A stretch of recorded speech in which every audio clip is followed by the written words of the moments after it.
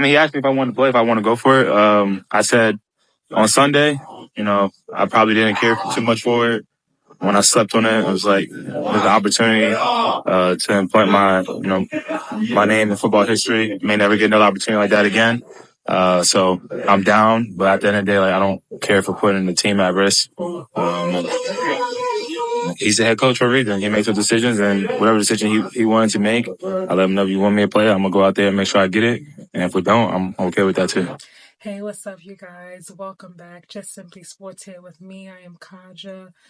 All right, you guys, you just saw the clip of Saquan speaking on the decision made by Nick Sirianni to sit him for this week's final game, so he will not be going ahead to break that record. He is just 101 yards short of breaking Eric Dickerson's record, I believe, in 1984. It's a 40-year record, and he's so close, but the decision has been made. And he looks like he's actually not okay with it. I know that he's been a class act and he seems to be like a team guy, a lot of integrity, high character man, so I applaud that. But looking at him, he just seems like he's disappointed.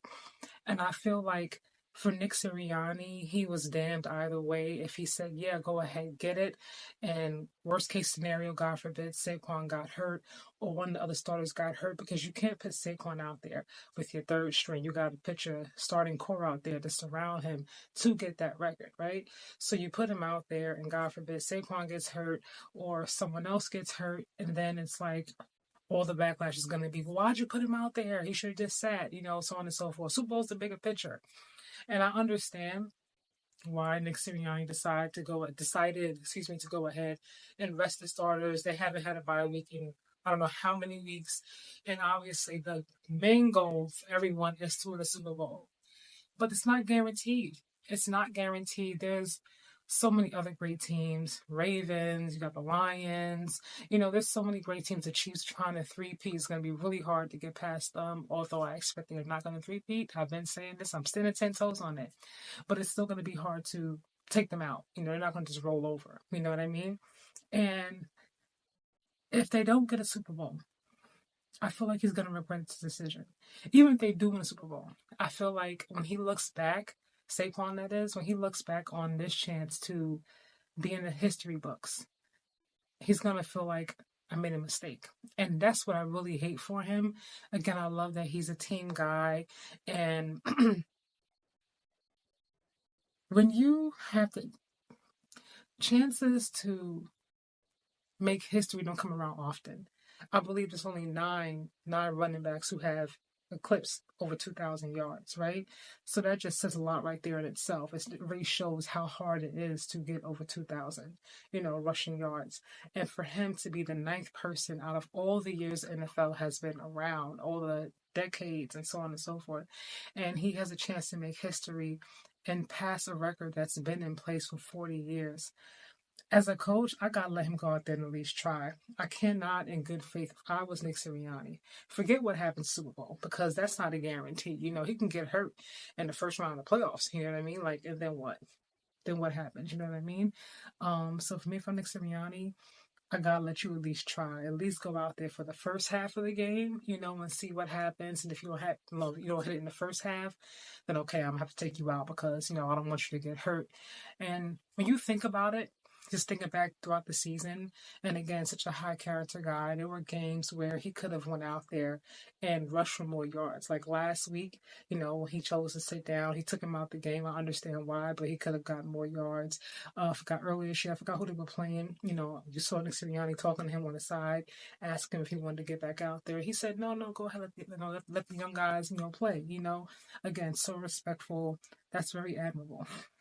But if you think about the times that he came out or the times that he decided to not let other players get a chance, he could maybe hit the record already. Who knows? Or just be, or at least be that much closer to hitting the record.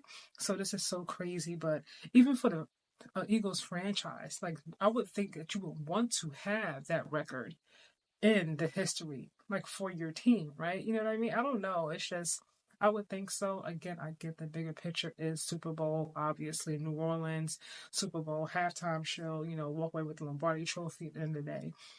I just really pray at this point that everything falls in line and they get that Super Bowl win, because if not, it would just feel like all this was for nothing. For everything to line up the way it did, him sitting down the games that he did, him coming out, like last week, all these different things had to line up for it to be, for him to break the record against a team that said, we don't want you. We're gonna go with Daniel Jones. We don't want our $40 million quarterback, hand the ball to our $12 million running back. It was so disrespectful and just shady. And for everything to work out the way it did, for him to have the chance to do it against the Giants. And I don't want you guys in my comments like, oh, well, Eric Dickerson did it in 16 games. This one did it in 14 games. OJ did it in 10, 12, how many games? Saquon was still doing it in less carries. So that argument is null and void, at least to me. And regardless, he still has a chance to break a record that was in place for 40 years. That is a long time for a record to be in place. That means that it is not something that comes around often. One thing we know about these teams is that you're good. When you're good and you're valuable, they're willing to pay you. They'll work around you and do what needs to be done for the sake of the business. But the minute you're no longer an asset, or they feel like you're getting old, or they can get someone younger, more production, cheaper, you are out the door. So for me, if I'm Saquon, I am going for it. These kind of opportunities do not arise often to be in history, regardless of what happens. If Saquon never wins a Super Bowl and he had broken that record, that is something that he'll be able to share with his kids, his grandkids. That would live on, transcend past his time. That's how historic that could have been. So for Saquon, I am sad. And hopefully everything works out and they get the Lombardi Trophy in the end. But we will have to wait and see now, won't we? Let me know what you guys think about this in the comments. And of course, I will see you in the next video.